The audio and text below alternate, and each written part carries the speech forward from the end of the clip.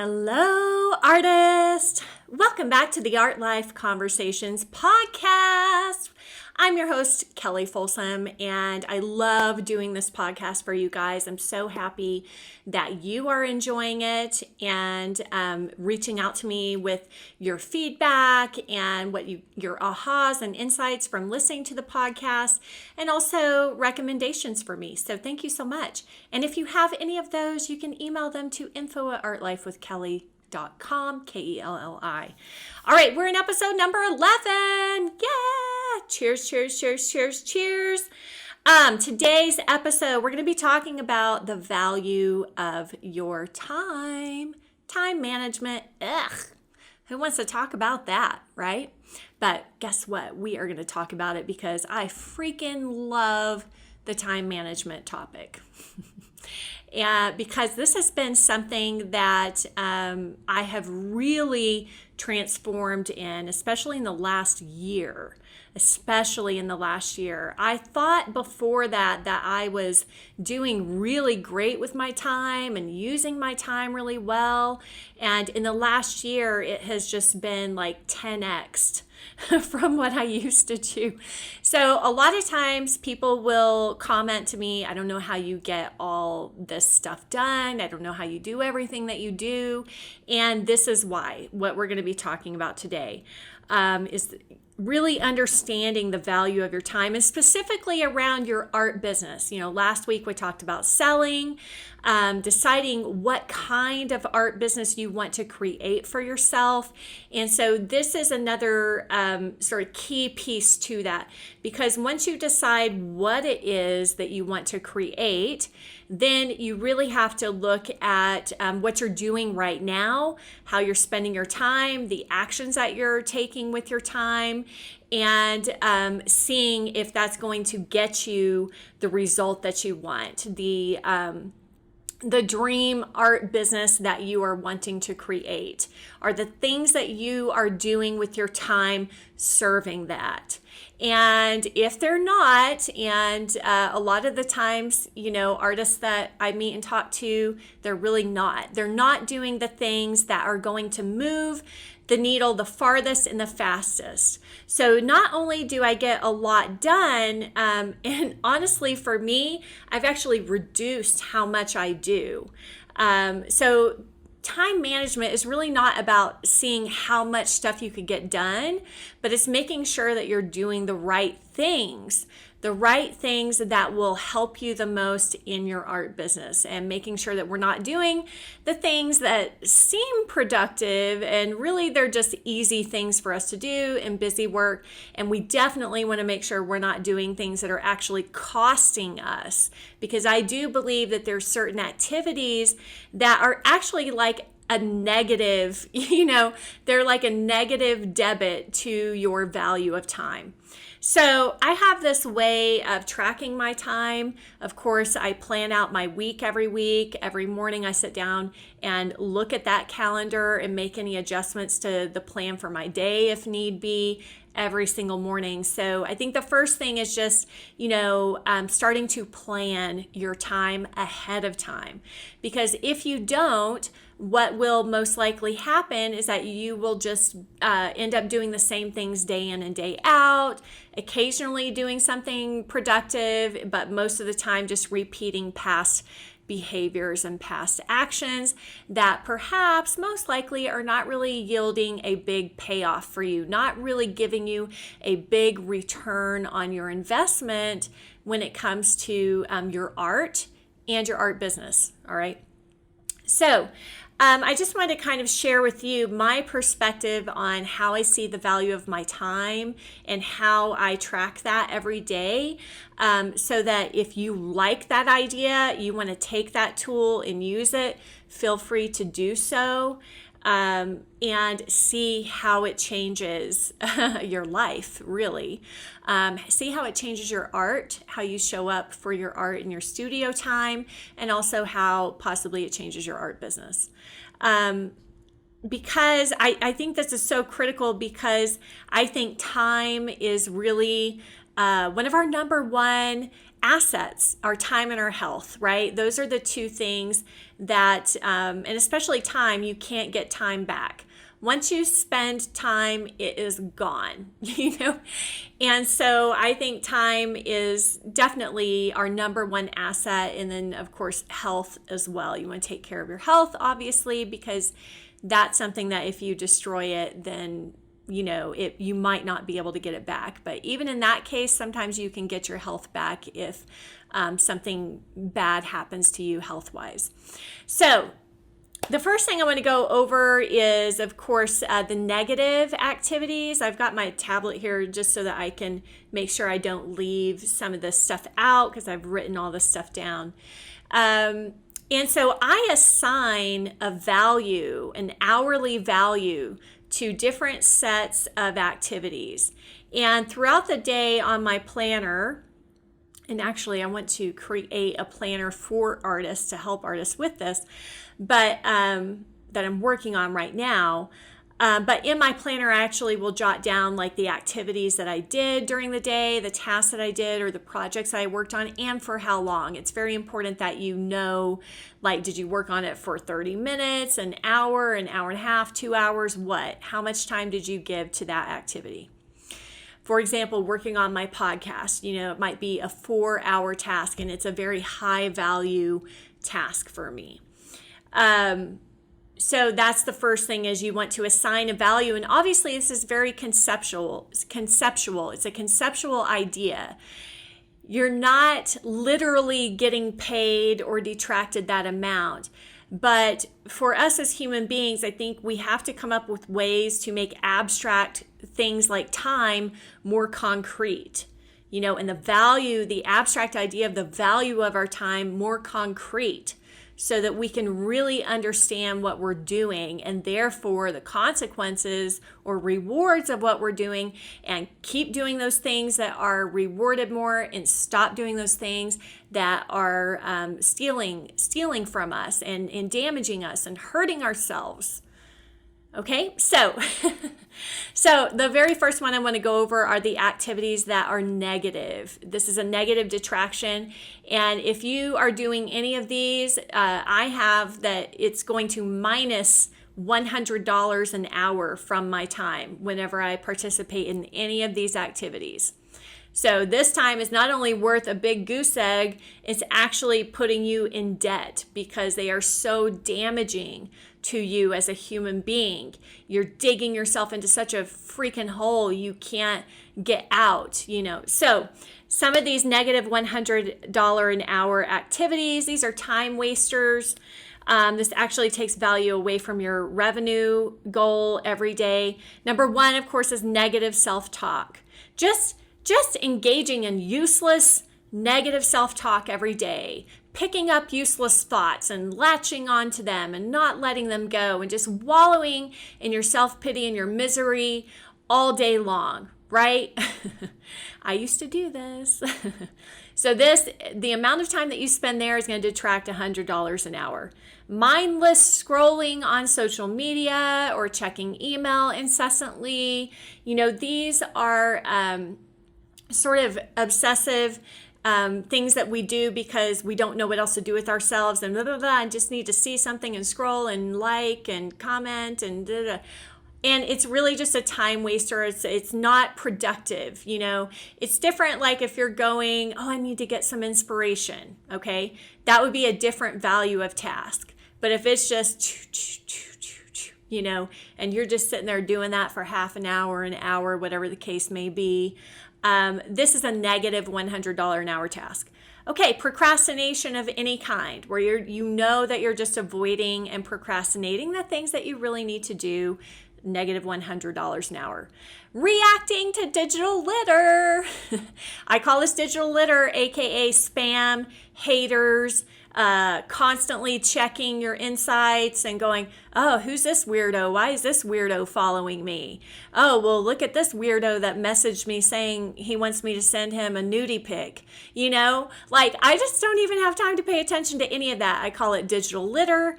it comes with the territory of running a business online. And none of that stuff is worth my time. In fact, it's going to detract value from my day. Not bouncing back quickly enough, okay? When we fall off the wagon, when we do procrastinate, or we're scrolling and we give into negative self-talk, or we're reacting to criticism or digital litter or crap like that. So when we do those things, then not bouncing back quickly from those, like forgiving ourselves as fast as possible and bouncing back super fast. And instead, maybe we're just like, oh God, look, I wasted a whole other morning doing meaningless crap, And, I gave in to all those negative thoughts about myself, and I spent all morning feeling sorry for myself. And so now I'm just going to beat myself up a little bit longer. Don't do that. Don't do that, my friend. Please. I'm begging you, don't do it. I know this was my life. This was my life doing this for so long. And now I am so committed to my alignment, to my flow, to my life, to loving myself, I'm not going to tolerate it anymore in my life. I'm not going to tolerate it in myself anymore. So if you find yourself doing any of these things, you want to forgive yourself as soon as possible, reconnect with your commitment to yourself and to your art, and get back on the wagon. I don't even know if that's the right way to say off the wagon, on the wagon. I'm not sure. But the people who have the most success, they have this skill where when they fall down or they have a failure or a rejection, they're able to process it, let it go, not make it mean anything about themselves, pick themselves back up and get back to it. Okay? I know that that's easier said than done, but again, if you go through your day and all you've done are negative $100 an hour tasks, guess what, my friend? You're in the negative. You're in debt. You are in debt to time. You are in debt revenue-wise in your art business because you're not doing anything with your time of value. Okay, so again, it's making an abstract idea of value of time very concrete so that you can see the consequences of how you're using your time. Okay. And again, this is not to judge ourselves or beat ourselves up. I still do activities every now and then in the negative 100, but I try to stop them as soon as possible, and I try to forgive myself and pick myself back up as soon as possible because I know that's just going to cost me more. Okay, so let's go to the $10 an hour tasks. These are the ones that I assign $10 an hour to. And I want to say before I get into this, actually, I'm not sure if I'm going to be able to cover all of this in this podcast, but I want to say before I get into this that the reason why I want to offer this information to you is because from what I see, a lot of artists think that the things that they're doing are really important things for their art business. And in actuality, they're really not. They're really just the easy things to do. Okay, so $10 an hour task. These are the tasks that you really either need to delete, or you need to delegate to somebody else, limit them, or you need to create some really streamlined systems to optimize them so that they take less of your time, focus, and energy every day. All right, commenting on others' work on social media, replying. I know that, sometimes people think, oh, well, I'm networking online, and that's fine. Again, you can limit that. And not do it very often. And of course, if you're doing the $1,000 an hour task, then, doing a $10 hour task is not that big of a deal. But the main thing here is to really track and see what you're doing with your time. Commenting on others' work on social media, replying to comments and emails from non-qualified clients, aka cold leads, or people that are just wasting your time. Organizing, cleaning, filing, supply shopping, framing, varnishing, shipping, preparing for shipping, checking social media insights every day or sometimes a couple times a day, or email insights as well.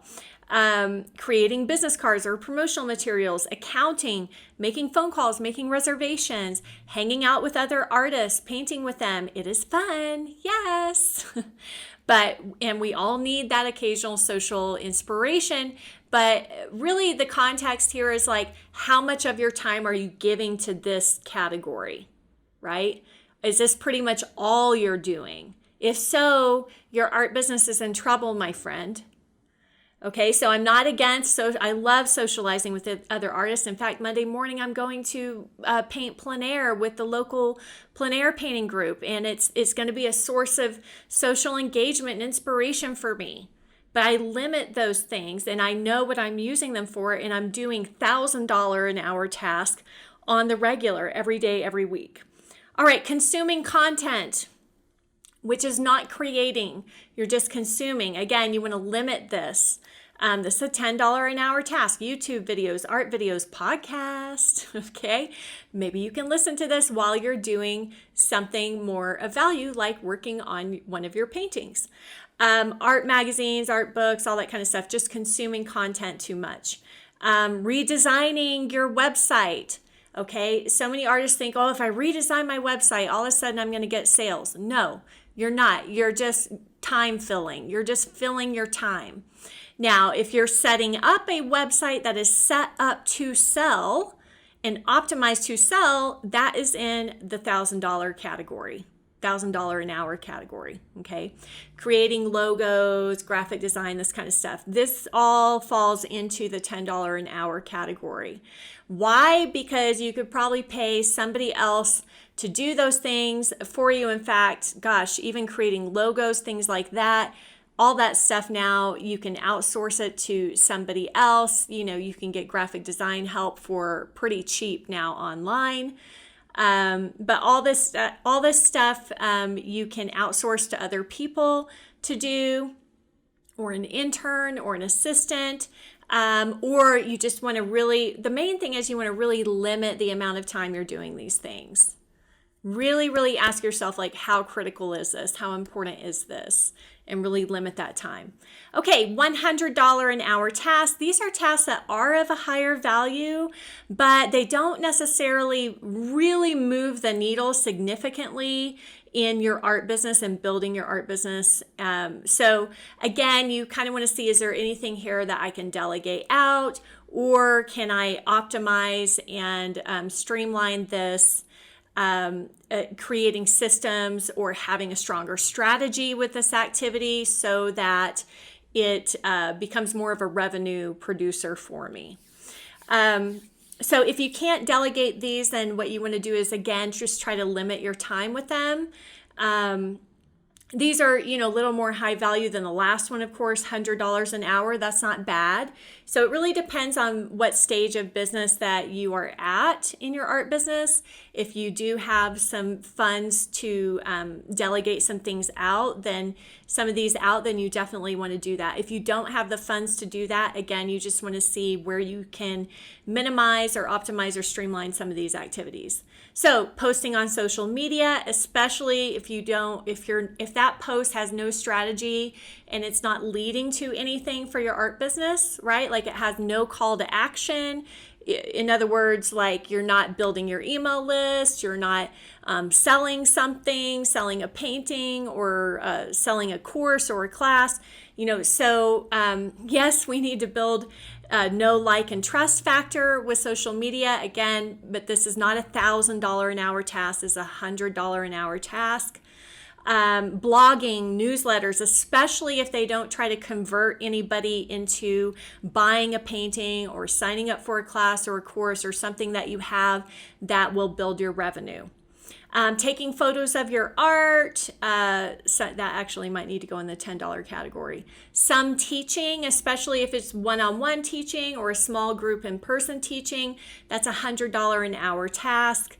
So you just want to track that time. Again, I'm not saying don't do any of these tasks or that none of these tasks are important. Of course they are, but you really need to understand, like in that case, with doing a small group class and you're only charging X amount of dollars, you're really trading your time for money. And so it just limits how much money you're making for your time is all.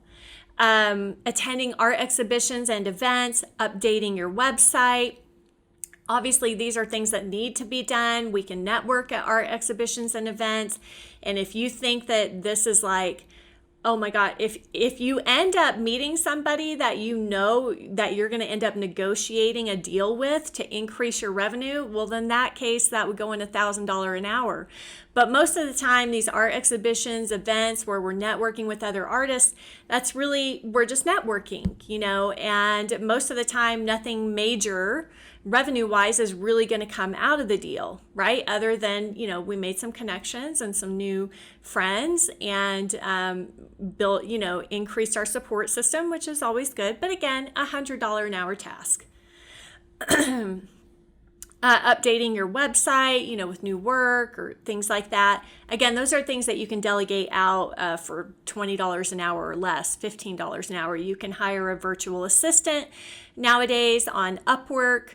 Or other websites like that, and somebody else can do that stuff for you. So there's a lot more in this list. I won't go through all the rest of those, but here's one: idea generation for new art.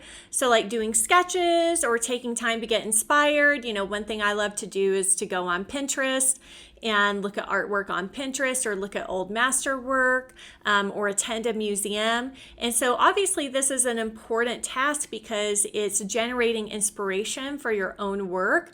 But again, like if this is what you're doing all the time, then it's not the highest level of work or task that you could be doing. It's not really going to make that much difference. So if you're spending 8 hours gathering inspiration, and 2 hours doing a painting, the balance there is really, really off. So, okay, let's get to the $1,000 an hour activities. Now, again, this is all conceptual. It's not like literally you're making $1,000 an hour. But at the end of the day, whenever you tally all these up, I know for me, this helps me so much to be able to see how much time I spent on lower level versus higher level, and then I get this total at the end of the day. Like today was a $10,000 day, or today was a $200 day, and it just helps me to really get concrete about how I'm spending my time. And again, those $100 activities, I think a lot of times, at least I know I was this way too. I used to think that those were like the $1,000 activities. I used to think that those are like the most important things that I needed to be doing. All right, so let's go over some of the $1,000 activities. Of course, creating finished artwork, not studies, not sketches. Those are in the $100 idea generation category.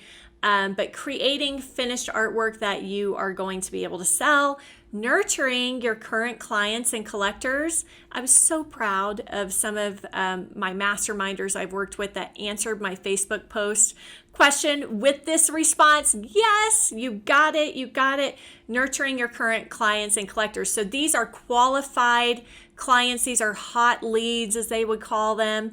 And so obviously it's easier to maintain an existing customer than to try to get a new customer or convert a cold lead into a customer. So it's really important that we stay on top of nurturing those folks, staying in touch with them, making sure that they're aware of new work, giving them special treatment if we can, giving them first dibs on things if we can, that kind of stuff.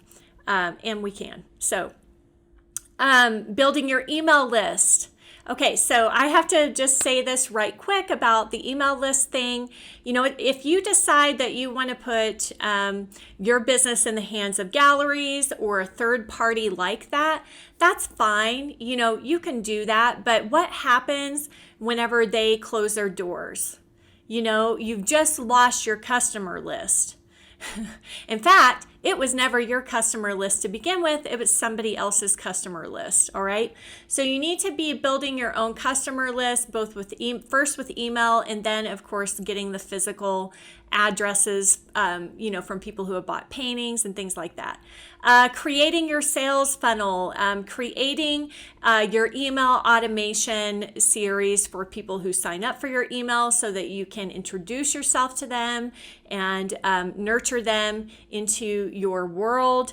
These are $1,000 an hour tasks. And a lot of times these kind of tasks are tasks that they're one-time tasks that we're doing, but the effect of them is just multiplied. All right, planning and hosting an art sale for your own artwork. Establishing your brand authority and awareness in the market. That's a $1,000 an hour task. Optimizing your website to improve sales. I already talked about that before. But for example, like if you don't have a buy button on your website, my friend, in today's time, you are missing out on sales. And so something like that, which takes such a short time to do, is a $1,000 an hour task.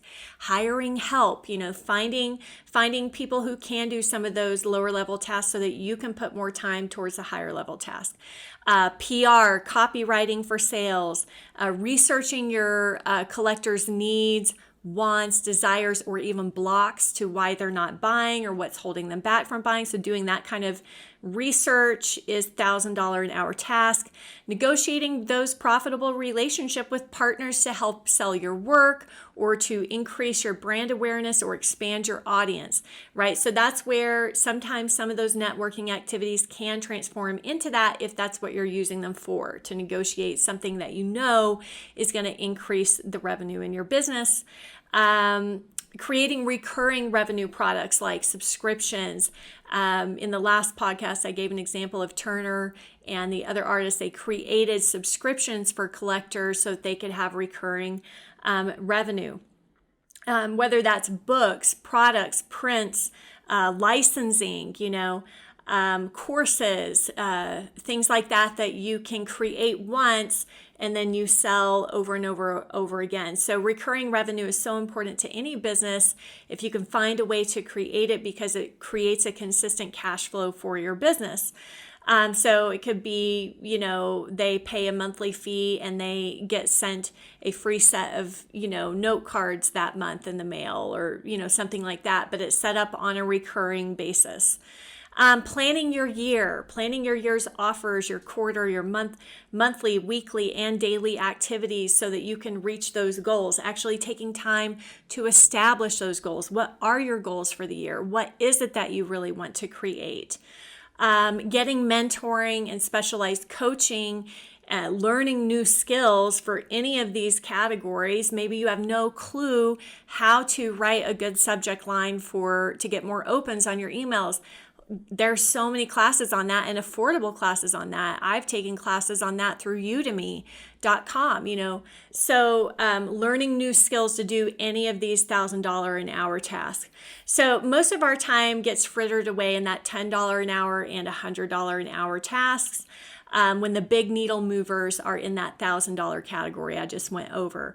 Why is that? It's because a lot of times the $1,000 an hour categories take more effort. We have to learn new skills to be able to do them, or we have to invest and trust in somebody else to help us.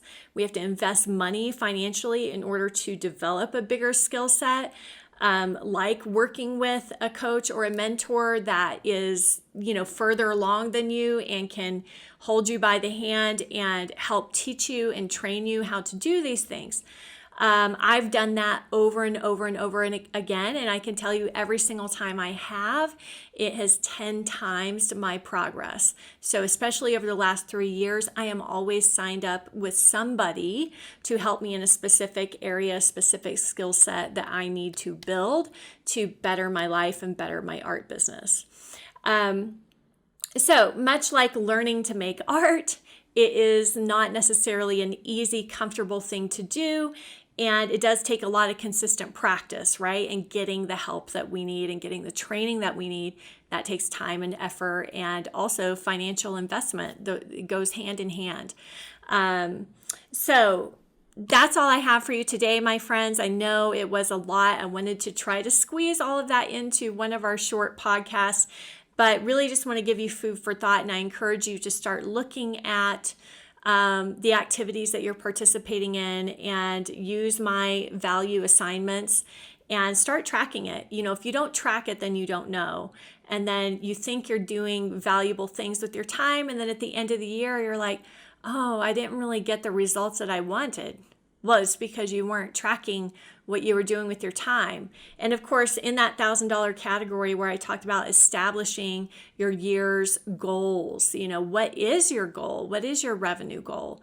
The last episode, I left you with a question. I'm going to leave it with you again. What do you really want to create, both in your art and your art business? So I know the last two podcasts we've talked a lot about art business, but it's because I've been getting a lot of questions about it. And if you have any other suggested topics you want me to cover, you can email info@artlifewithkelly, KELLI.com, and I'll be happy to give you my perspective on those topics. All right, everybody, much love and happy painting. Bye.